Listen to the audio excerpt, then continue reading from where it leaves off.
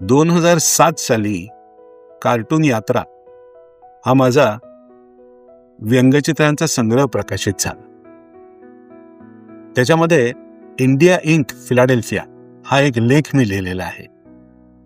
त्या लेखाचं हे व्हिडिओ सादरीकरण. 1. 1982 साली जपून ठेवलेला स्पॅन मासिकाचा एक अंक माझ्याकडे आहे. पुण्याला प्रभात रोडवरील माझ्या मामाच्या घराच्या गेस्टरूम मध्ये मिळालेला हा अंक. यातला फिलाडेल्फिया इन्क्वायरर या अमेरिकेतल्या वृत्तपत्राच्या संपादकाच्या कामगिरीवर लिहिलेला एक लेख मला अतिशय आवडला होता. त्या लेखासाठीच मी तो अंक जपून ठेवला होता. नंतर तो लेख मी विसरूनही गेलो होतो. 2. 1990 कधीही न पाहिलेल्या एका जागेचं स्वप्न.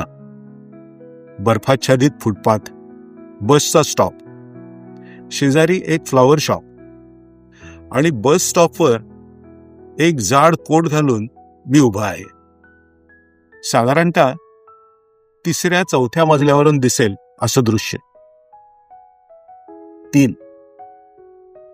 2001 फिलाडेल्फियाच्या ब्रॉड स्ट्रीटवर सिटी हॉल पासून 5-7 मिनिटांच्या अंतरावर फिलाडेल्फिया इन्क्वायरर ची पांढरी शुभ्र इमारत आहे. 4-4च्या गटानं असलेल्या मोठ्या खिडक्या 8-10 मजले वर जातात आणि नंतर उंच गेलेला घड्याळाचा शुभ्र मनोरा. इमारतीला आवार वगैरे काही नाही. पदपथानंतर लगेच इमारतीचं प्रवेशद्वारच. वरती भव्य अक्षर फिलाडेल्फिया इन्क्वायरर, फिलाडेल्फिया डेली न्यूज शुभ्र इमारतीवर काळ्या रंगात. काचेचं मोठं दार ढकलून मी इमारतीत प्रवेश केला तेव्हा 20 वर्षापूर्वी स्पॅनमध्ये वाचलेला तो लेख मला पुन्हा आठवू लागला होता. कुठे ते पुणे, मामाचं घर, 1982 साल आणि आज मी त्याच वृत्तपत्राच्या इमारतीत प्रवेश करतोय. आतल्या लॉबीच्या सुरुवातीलाच उंच गोल काउंटरवर African American security. May I help you म्हणाल. Mister Tony Auth. माझ्या स्वरातला आनंद आणि उत्साह हा मलाच जाणवत होता. I have an appointment with him. Oh, त्याने लगेच डायरी बघून टोनी ऑथ, फिलाडेल्फिया इन्क्वायररचा प्रख्यात स्टाफ कार्टुनिस्ट, त्याच्या एक्सटेन्शनवर इंटरकॉम लावला. Would you wait here sir? Mister Auth will be here with you in a minute. भारदस्त परंतु अंगावर न येणाऱ्या अशा लॉबीतील कर्मचाऱ्यांची ये जा बघत मी उभा राहिलो. सिगरेटे फुंकण्यासाठी काही माणसं इमारती बाहेर जात होती. काही महिला ते काम उरकून इमारतीत येत होत्या. उजव्या बाजूला एलिव्हेटरच्या 2 दारापैकी एक अचानक उघडलं आणि फिकट निळ्या रंगाचा अर्ध्या वह्यांचा शर्ट, लाल रंगाचा टाय आणि निळ्या गर्द रंगाची पॅन्ट असा पोशाख केलेला पांढऱ्या दाढीचा भक्कम शरीराचा गोरा इसम शोधक नजरेने बघत माझ्याकडे पुढे आला. Mister Milind? Hello mister auth. आम्ही हस्तांदोलन केलं. एका क्षणात आम्ही मित्र झालो होतो. 4. 20 सप्टेंबरला फिलाडेल्फियात आल्या बरोबर दुसऱ्याच आठवड्यात मी इन्क्वायररला फोन केला होता. दुपारी साधारणतः 3:30 ते 4 वाजेपर्यंत व्यंगचित्रकारांचं दिवसभरचं काम आटोपलेलं असतं हे मला ठाऊक आहे. सिक्युरिटीनं त्वरित फोन टोनी ऑथला दिला. मी भारतातून इमिग्रेट होऊन आलेला व्यंगचित्रकार आहे आणि मला आपल्याला भेटून वेळ असल्यास आपल्याशी गप्पा मारायच्यात हे सांगितल्यानंतर टोनीनं क्षणाचाही वेळ न घालवता मला तातडीनं ऑफिसात यायला सांगितलं. काही वर्षांपूर्वी आर.के. लक्ष्मणांनी सुद्धा असंच मला सकाळी 9 वाजता ऑफिसात बोलवून 2 तास माझी मस्त करमणूक केली होती. मोठी माणसं भाव खात नाहीत, आडेवेडे आणि नखरेही करत नाहीत. मोठेपणाचं सोंग आणणारी माणसं तसं करतात हे आता मला माहिती आहे. 3ऱ्या मजल्यावरच्या संपादक विभागात एलिव्हेटरचं दार उघडलं आणि 5 स्टार हॉटेलप्रमाणे प्रशस्त लॉबी समोर. लॉबीच्या दोन्ही बाजूला भिंतींवर टोनीच्या व्यंगचित्रांच्या रंगीत ओरिजिनल फ्रेम करून लावलेल्या. 3-4 दरवाजे ओलांडून आम्ही डावीकडे वळलो. टोनीचं ऑफिस. मी दरवाजातच बघत उभा राहिलो. छाती भरून दीर्घ श्वास घेतला. अमेरिकेतल्या एका प्रख्यात वर्तमानपत्राच्या पुलित्झर पारितोषिक विजेत्या व्यंगचित्रकाराच्या ऑफिसचं ऐश्वर्य. डावीकडे काचेच्या तावदानांच्याकडे पाठ करून एक प्रशस्त रायटिंग टेबल, त्याच्यावर फोन, पुस्तकं, वर्तमानपत्र आणि चित्र. आत्ताच चितारलेलं ताजं एक व्यंगचित्र. एका बाजूला संपूर्ण भिंतीला पुस्तकांचं शेल्फ भरगच्च भरलेलं. अमेरिकेतले सर्व व्यंगचित्रकार स्ट्रॅथमोर ब्रिस्टल बोर्ड हा कागद व्यंगचित्र काढण्यासाठी वापरतात. त्या कागदाचे मोठ्या आकाराचे बोर्ड ठेवण्यासाठी एक सुरेखसा लाकडी रॅक. उजवीकडे दुधी काचेचा टॉप असलेलं प्रशस्त ट्रेसिंग टेबल, त्याच्या मागे पुस्तकांची छोटी छोटी कपाटं आणि पलीकडे छोट्या लाकडी टेबलावर इंकजेट प्रिंटर. त्याच्या मागे इमारतीच्या प्रशस्त खिडक्यांची फिकट रंगीत तावदानं. रायटिंग टेबलच्या बाजूलाच आयमॅक आणि त्याच्यावर उघडलेलं इंटरनेटचं कुठलं तरी पान. डोळे विस्फारून मी सर्वत्र बघत होतो. अधाशासारखा एक एक डिटेल टिपून घेत होतो. टोनी हसत माझ्याकडे बघत होता. मी त्याच्या समोरच्या खुर्चीत बसलो आणि म्हणालो, महोदय, मला आधी श्वास घेऊ द्या. टोनी हसत म्हणाला, मिलिंद, तुझ्या मनात आत्ता काय चाललंय ते मी तुझ्या चेहऱ्यावरून ओळखू शकतो. Please take your time. अमेरिकेतला हा माझा पहिला कल्चरल शॉक होता. आपल्याला काय, इतक्या वर्षात भारतातली दीनवाणी वर्तमानपत्र आणि त्याच्यातले केविलवाणी व्यंगचित्रकार बघायची सवय. मग भारतातली परिस्थिती, IT, लोकसंख्या, भ्रष्टाचार, फ्युडल डेमोक्रेसी याच्यावर साधारणतः 2 मिनिटात चर्चा झाली. टोनी म्हणाला, वेलकम टू USA. तुझा इमिग्रेशन विसा आहे ना? मी हो म्हटलं. आणि सोशल सिक्युरिटी नंबरही मिळाल्याचं त्याला सांगितलं. बरं, बाकीचे सगळे जाऊ दे, आधी तुझे चित्र पाहू दे. मी अख्खी फाईलच त्याच्या हवाली केली. एक एक चित्र टोनी काळजीपूर्वक पाहू लागला. हे तुझं काम जे आहे ना, हे ब्रशचं काम आहे. आजकाल अमेरिकेतला कुणीच कार्टुनिस्ट ब्रशनी काम करत नाही. निदान वृत्तपत्रातलं कार्टुनिस्ट तरी नाही. तुझी स्टाईल जी आहे ना, ती हर्ब्लॉक सारखी किंवा लो सारखी दिसते. हर्ब्लॉक आणि लो ही नावं ऐकून मी अक्षरशः सद्गतीत झालो. फार मोठ्या कॉम्प्लिमेंट झाल्या या, मी म्हणालो. आणि लो नव्हे, मी त्यांच्या शिष्याचा शिष्य आहे. टोनीला कळलं नाही. मग लक्ष्मण, त्यांच्यावरचा डेव्हिड लोचा प्रभाव वगैरे जनरल माहिती मी त्यांना दिली. अच्छा, आत्ता लक्षात आली सारी जिनिओलॉजी, तो म्हणाला. चित्र पाहता पाहता टोनीनं पटकन एक चित्र बाजूला काढलं. छगन भुजबळांचं अर्कचित्र होतं ते. टोनी म्हणाला, ही कॅरेक्टर्स इतकी भारतीय आहेत की ही लोकांना मी दाखवली तर त्यांचा विश्वासच बसणार नाही.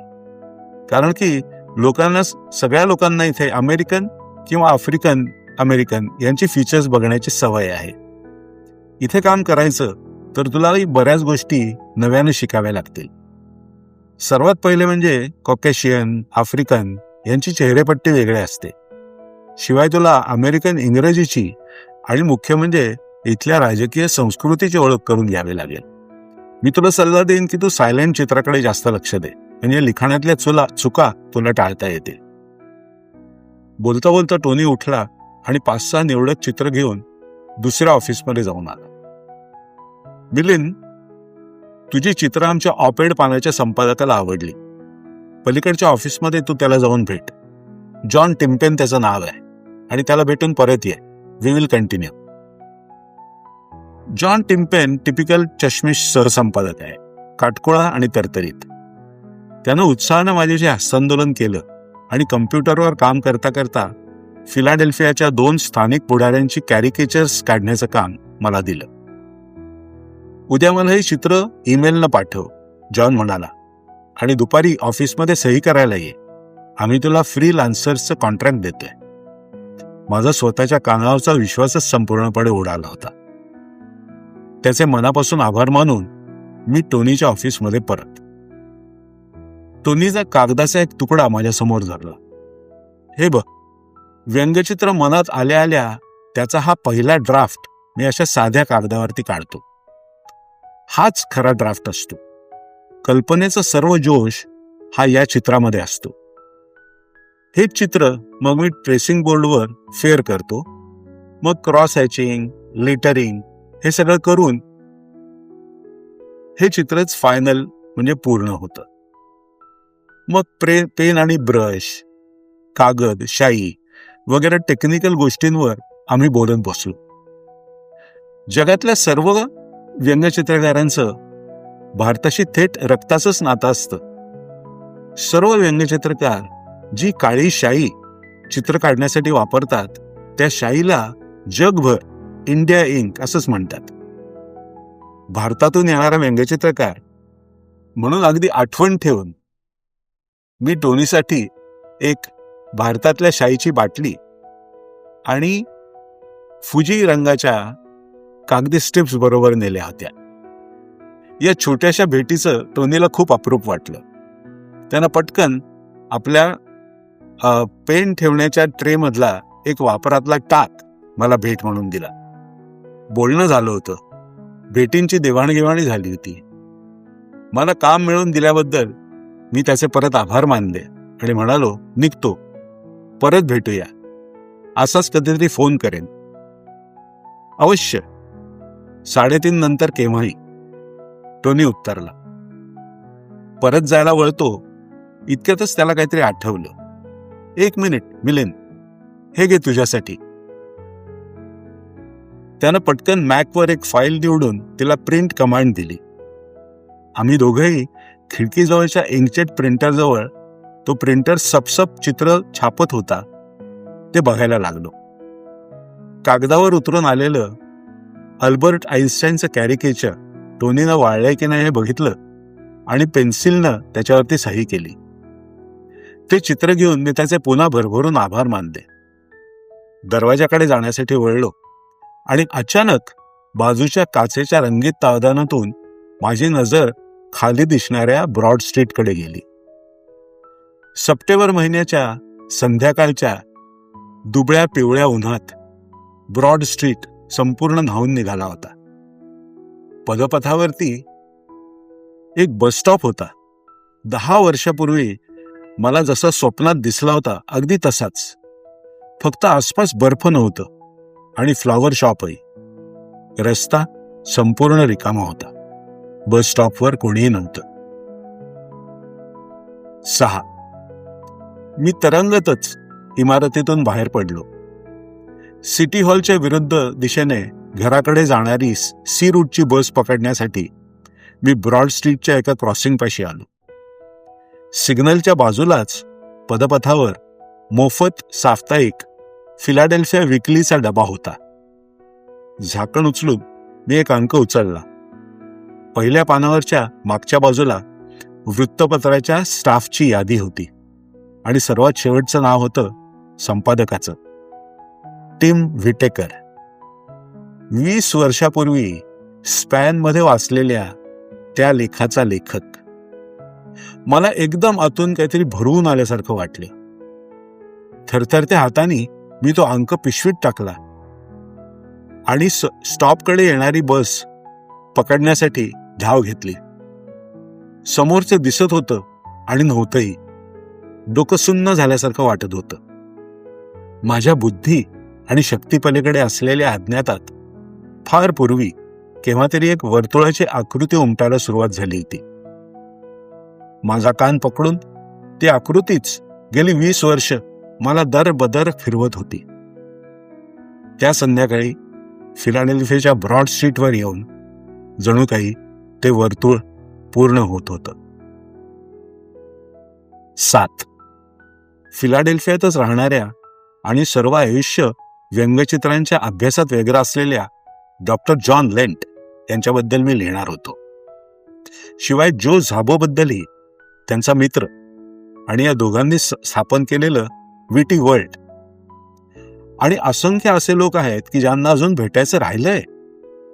वॉशिंग्टन पोस्टचा टॉम टॉलेस, ख्रिश्चन सायन्स मॉनिटरचा क्ले बेनेट, जेफ मॅकनेली आता कधीच भेटू शकणार नाही. माझा अत्यंत आवडता व्यंगचित्रकार. शिवाय साऊथ कॅरोलायनाचा केविन सियर्स, कॅनडातला अफलातून ब्रश स्ट्रोक्स असणारा पीट एम्सली आणि अल्टरनेटिव्ह कार्टूनिस्ट तर ढिगाऱ्याने आहेत. टॉम टुमॉरो, वॉट सटन, रुबेन बोलिंग.